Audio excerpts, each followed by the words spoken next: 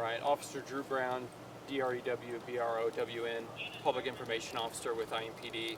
First of all, I just want to say how difficult it is to respond to an incident like this. This is the type of incident that no officer wants to be involved with, and so our hearts go out to anybody who was impacted by this incident.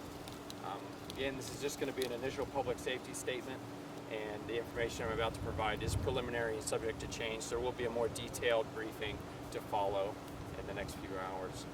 So just after 2 p.m., IMPD Southwest District officers were dispatched here to the 300 block of South Warman Avenue on a report of a person shot. Officers responded to the area and located an adult female with injuries consistent with a gunshot wound. Officers began rendering aid to that female and learned of a suspect description in the area whom officers believed to be an adult male. Officers began canvassing the area when they heard active shots being fired. Moments later, officers located an individual matching the suspect description that was earlier provided, and that individual was believed to have been armed with a machete. Officers approached the individual, gave loud verbal commands, and at some point an officer-involved shooting occurred. That individual, who was struck by gunfire, was transported to an area hospital and last listed in critical condition.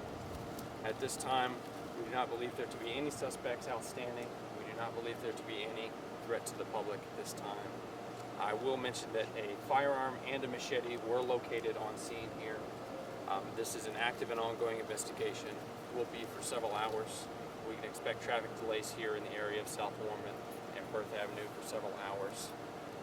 Again, this is not the type of incident that we want to respond to. It's a very heartbreaking type of incident to respond to. More details are going to be following. We have our critical incident response team who is here on scene, who will be overseeing the investigation, and a more detailed briefing will follow. Again, this is preliminary information and subject to change. Did you say what the other woman was? What was she in? Critical condition?